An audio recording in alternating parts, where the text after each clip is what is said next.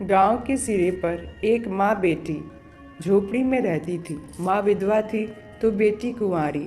घर में और कोई आदमी न था।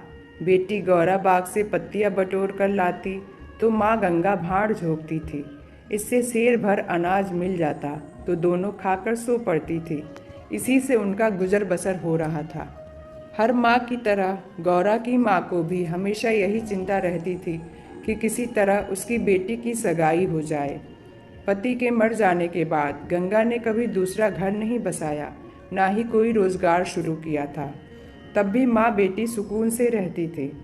इस बात को लेकर गांव के लोगों पर माँ बेटी पर संदेह होता था। सबके मन में यही सवाल आता था कि दोनों स्त्रियां कोई धंधा नहीं करती, कोई मर्द भी नहीं है, तो फिर ये इतने आराम से कैसे रहती हैं। कभी इन्हें किसी के सामने हाथ फैलाते भी नहीं देखा। कुछ न कुछ गड़बड़ जरूर है। शूद्रों की बिरादरी बहुत छोटी होती है। 5-10 कोस से अधिक उनका दायरा नहीं होता। आखिर क्या कारण है कि कोई गौरा से शादी के लिए तैयार नहीं होता। गौरा की शादी के लिए माँ बेटी ने साथ कई तीर्थ यात्राएं की, उड़ीसा तक हो आए, लेकिन कुछ हल नहीं निकला। गौरा सुंदर और सुशील थी, लेकिन किसी ने उसे कुएं पर हंसते बोलते नहीं देखा था। उसकी निगाहें कभी ऊपर न उठती थी। उसकी ये हरकत गांव वालों के शक को और मजबूत करती थी।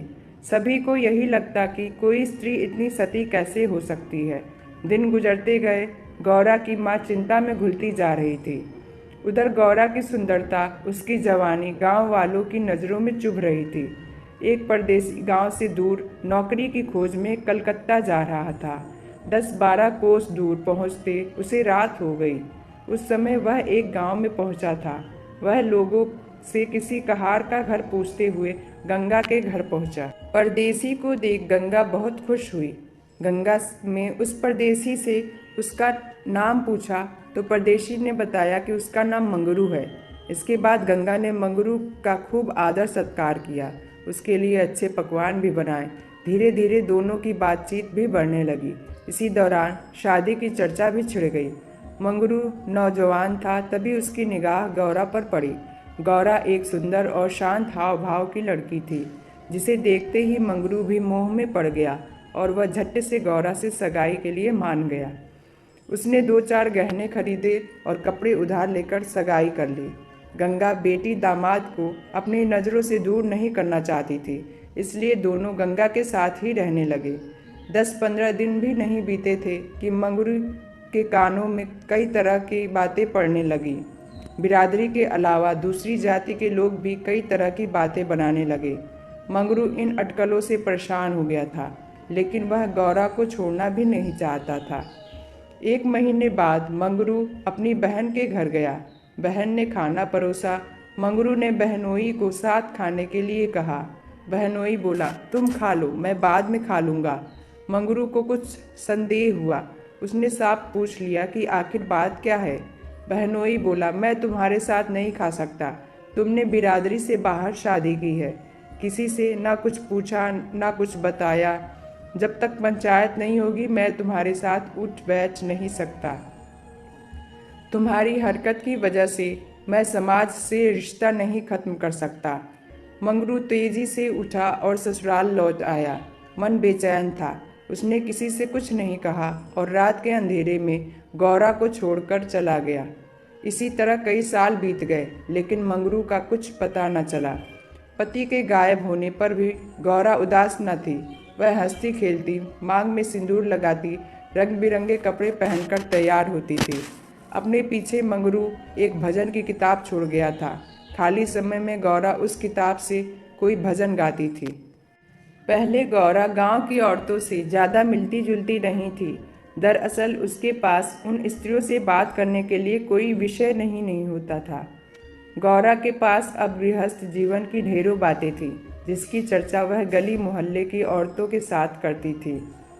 वह सभी को बताती कि मंगरू कितना अच्छा सहनशील है।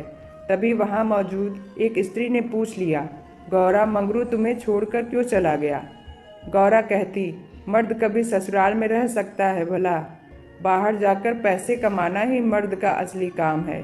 वही जब कोई गौरा से ये सवाल करता कि मंगरू खत क्यों नहीं लिखता, इस पर गौरा मुस्कुरा कर कहती, अपना ठिकाना बताने से डरते हैं, जानते हैं कि गौरा सामने आ पहुँचेगी। सच कहूँ तो मैं उनके बिना एक दिन भी नहीं रह सकती। एक सहेली बोली, तेरी बात हम नहीं मानते, जरूर मंगरू और तेरी लड़ाई हुई होगी, तभी इसी तरह बिना बताए वह तुझे छोड़कर चला गया। गौरा बोली, बहना, अपने भगवान से भी भला कोई लड़ता है क्या? जिस दिन ऐसी नौबत आई मैं कहीं जाकर डूब मरूंगी। कई दिनों बाद कलकत्ता से एक आदमी आया और गंगा के घर रुका। इत्तेफाक से वह मंगरू का पड़ोसी निकला। उसने कुछ पैसे और 2 साड़ियाँ गौरा के हाथ में थमाई और बोला कि मुझे मंगरू ने तुम्हें लेने भेजा है। ये सुनते ही गौरा की खुशी का ठिकाना न रहा। वह फटाफट जाने के लिए तैयार हो गई। गांव की औरतों से मिल आई और सबको अपने जाने की खबर दे आई। बेटी के जाने से गंगा मायूस थी, लेकिन साथ ही खुश भी थी। रास्ते भर गौरा के मन में हजारों अच्छे बुरे ख्याल आते रहे। बीच बीच में उसे अपनी माँ के अकेलेपन की भी याद आ जाती। डर सताता कि बेचारी अम्मा अकेले कैसे रहेंगी, सारा काम अकेले करना पड़ेगा, बूढ़ी दिन भर रोती रहेगी। इसी उधेड़ बुन में रास्ता कट गया। लगभग 3 दिनों बाद गाड़ी कलकत्ता स्टेशन पहुंची। गौरा के दिल जोर से धड़क रहा था। वह प्लेटफॉर्म पर उतरकर मंगरू का इंतजार करने लगी। बूढ़ा बोला, मैंने आसपास सभी जगह देख लिया, लेकिन मंगरू तो कहीं दिखाई नहीं दे रहा। शायद अब तक आया नहीं है। गौरा घबरा गई। तभी बूढ़ा बोला, चलो हम डेरा पर चलते हैं। उसे मालूम न था कि हम कौन सी गाड़ी से आ रहे हैं। ऐसे में भला उसकी राह देखने से कोई फायदा नहीं। गौरा बात मान गई और दोनों तांगे पर सवार होकर चल दिए। यह पहली बार था जब गौरा गांव से बाहर निकली थी। उसकी आंखें इधर उधर चीज़ों को निहारने में लगी हुई थी। अचानक तांगा एक सुंदर और विशाल भवन के सामने रुका। गौरा उतरी और तेजी से सीढ़ियों के सहारे ऊपर चढ़ने लगी। मंगरू से मिलने की थोड़ी भी देरी उससे बर्दाश्त नहीं हो रही थी। तभी बूढ़े ने पहली मंजिल के एक कमरे की ओर इशारा करते हुए कहा, यह मंगरू का कमरा है, जाओ, वह अंदर ही पड़ा होगा। गौरा अंदर गई, लेकिन कमरे में कोई न था। कोने में खाट और 4-5 बर्तन पड़े हुए थे। वह बाहर आई और बूढ़े को बताया। बूढ़ा बोला, मंगरू काम पर गया होगा, शाम को लौटेगा, यहाँ वह किराए पर रहता है। कमरे में मंगरू को ना पाकर गौरा थोड़ी मायूस हो गई, लेकिन शाम को मिलने की सोचकर मुस्कुराई और साफ सफाई में लग गई। उसने कमरे में झाड़ू लगाया, बर्तन धोए, नहा धोकर शाम का इंतजार करने लगी। राह देखते देखते देर शाम हो गई, लेकिन मंगरू का अब तक कोई पता न था। गौरा का मन फिर घबराने लगा। घना अंधेरा छा गया था, परंतु कमरे में एक दीपक तक न था। जब भी किसी की आहट होती तो गौरा को लगता मंगरू आया होगा, लेकिन दरवाजे पर कोई दस्तक न होती थी। कुछ देर बाद दस्तक हुई। गौरा दौड़ी और दरवाज़ा खोला। सामने बूढ़ा खड़ा था। गौरा बोली, वो अब तक आए क्यों नहीं? बूढ़ा बोला, अभी मैं मंगरू के दफ्तर से ही लौटा हूँ। साहब ने बताया कि मंगरू का ट्रांसफ़र हो गया है। मंगरू ने साहब से कई मिन्नतें की, लेकिन किसी ने उसकी एक न सुनी और दूसरी जगह भेज दिया। मैं दफ्तर से उसका नया पता ले आया हूँ। कल सुबह तुम्हें जहाज़ पर बैठा दूंगा, फिर तुम अपने मंगरू के पास चली जाना। गौरा घबरा कर बोली, जहाज़ में? कितने दिन का सफ़र होगा? बूढ़े ने कहा, कम से कम 8 से 10 दिन तो ज़रूर लगेंगे, लेकिन घबराओ मत, तुम्हें कोई परेशानी नहीं होगी। तय बात के मुताबिक अगले दिन गौरा बूढ़े के साथ मंगरू के पास जाने के लिए निकली। बूढ़े ने उसे जहाज़ पर बैठाया और विदा किया। जहाज़ जैसे जैसे किनारे से अलग हो रहा था, वैसे वैसे गौरा को लग रहा था कि अब उसकी अम्मा, गांव सब पीछे छूट रहा है। चारों ओर पानी पानी देख गौरा का मन अजीब हो रहा था। अनजान जगह में मंगरू को कहाँ खोजेगी, यह सोच सोच कर उसका दिल बैठा जा रहा था। जहाज़ पर कई स्त्रियां और पुरुष सवार थे। गौरा उन्हें देख और उनकी बातें सुन रही थी। तभी उसकी नज़र एक कोने में अकेली बैठी स्त्री पर पड़ी। गौरा ने हिम्मत कर उससे पूछा, कहाँ जा रही हो बहन? ये सुनते ही स्त्री की आंखें डबडबा गईं। बोली, मुझे नहीं मालूम कि मैं कहाँ जा रही हूँ, बस जहाँ भाग्य ले जाए वहाँ चली जा रही हूँ। तुम कहाँ जा रही हो? गौरा बोली, मैं तो अपने मालिक के पास। स्त्री झट से बोली, बहन, कोई तुम्हें बहला फुसला कर लाया है, तुम किसके साथ आई हो? गौरा ने कहा, मुझे एक बूढ़ा ब्राह्मण यहाँ बैठा गया, मैं तो अपने पति से मिलने कलकत्ता आई थी। स्त्री बोली, किनारे पर जो लंबा दुबला पतला सा बूढ़ा था, जिसकी एक आंख फूली हुई थी, वही? गौरा, हाँ बहन, वही। स्त्री बोली, बहन, उसी दुष्ट ने मेरा जीवन बर्बाद किया है। भगवान करे उसकी 7 पुश्तों को नरक नसीब हो। उस कपटी के कारण मैं किसी को मुंह दिखाने लायक नहीं रही। अब जा रही हूँ मिस्र देश, वहीं मेहनत मजदूरी करके गुजर बसर करूँगी। ये सब सुनकर गौरा के मुंह से बोल ना फूटे। वह सोचने लगी कि अब क्या करूँगी। उसे अपनी माँ, अपने गांव, सहेलियों की याद आने लगी। कुछ क्षण बाद हिम्मत करके बोली, अब क्या करे बहन? स्त्री बोली, अब यह तो वहाँ पहुँचने के बाद ही मालूम चलेगा। यह कहते कहते वह जोर जोर से रोने लगी और अपना दुख बताने लगी। गौरा ने हिम्मत दी तो स्त्री ने बताया कि शादी के 3रे साल में उसके पति की मौत हो गई। पति के ख्यालों के साथ वह किसी तरह जी ही रही थी कि एक रोज पापी बूढ़ा वेश बदलकर भिक्षा मांगने आया। उसने सन्यासी का रूप धारण किया हुआ था। मैं उसके जाल में फंस गई और आज मेरी यह दुर्दशा है। इसने मुझे पति से मिलवाने का लालच दिया। मैं बेवकूफ़ पति से मिलने की चाह में इस बहरूपिया की बात में फंस गई और इसके साथ चल दी। आगे की कहानी मुझे नहीं मालूम। अगले दिन जब मुझे होश आया तो मैं घर भी नहीं लौट सकती थी। अब बूढ़ा मुझे यहाँ ले आया और जहाज़ पर छोड़ गया। स्त्री की बातें सुनकर गौरा को समझ नहीं आ रहा था कि वह क्या प्रतिक्रिया दे। वह बिल्कुल मौन हो गई थी। मंगरू से मिलन का सपना एक झटके में टूट गया था। गौरा को इस हाल में देख स्त्री बोली, भगवान पर भरोसा और साहस रखो बहन। हिम्मत पाकर गौरा बोली, मुझे अब तुम्हारा ही सहारा है। मैं और तुम दोनों अब साथ ही रहेंगे। स्त्री कुछ न बोली। दोनों एकटक नीले आकाश की ओर निहारने लगी।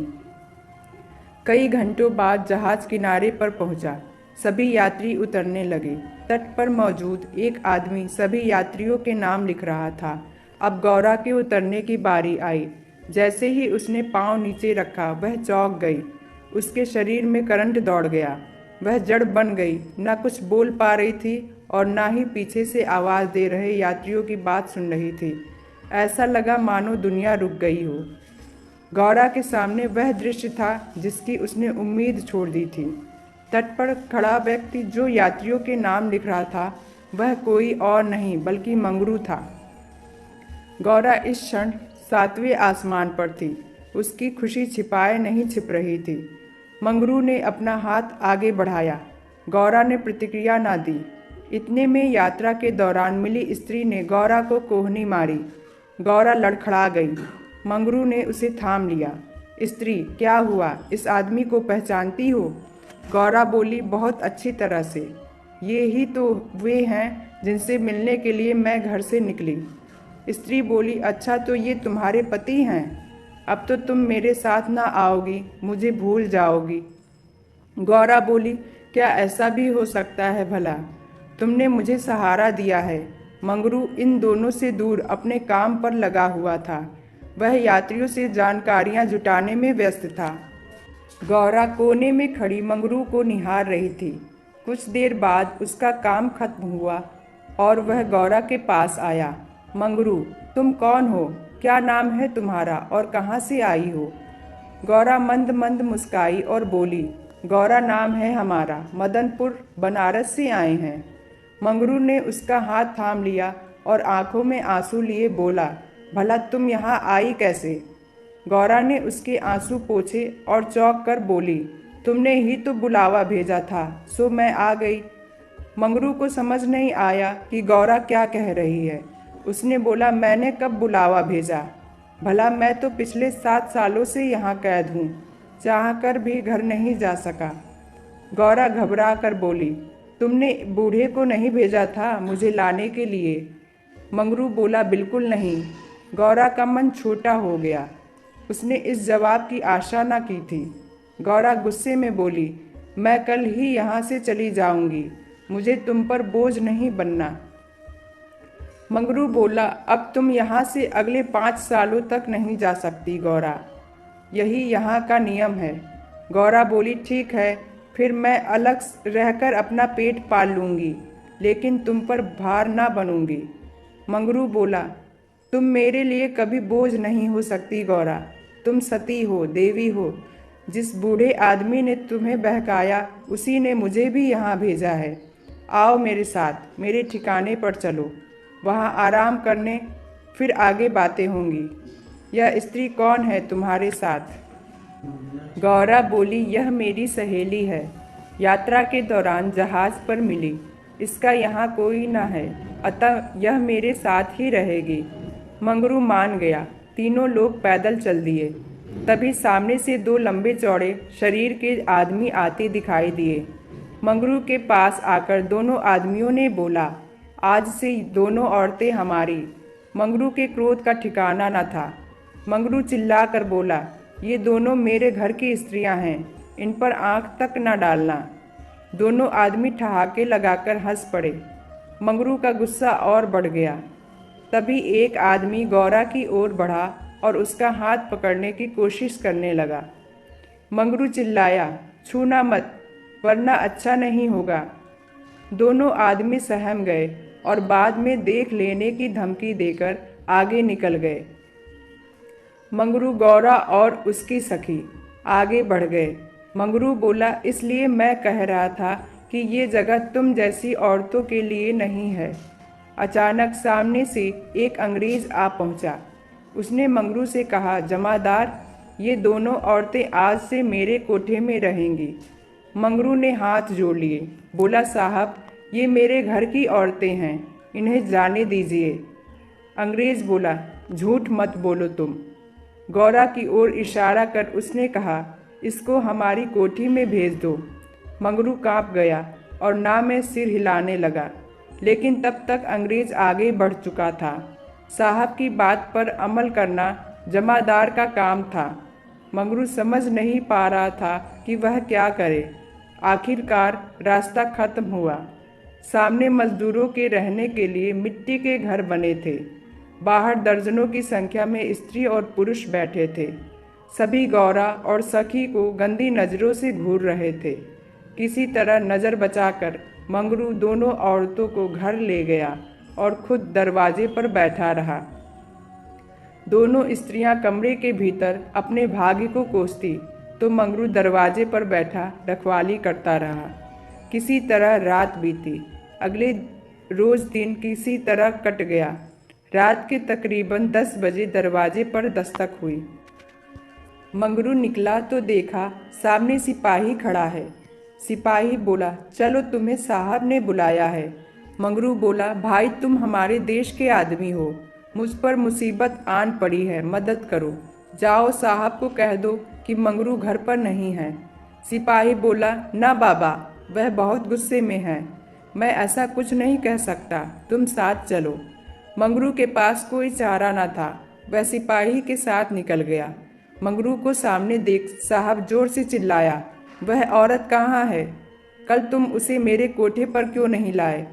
मंगरू ने हाथ जोड़ लिए और बोला, वह मेरी पत्नी है साहब। साहब बोला, वह दूसरी कौन थी फिर? मंगरू, मालिक, वह मेरी बहन है।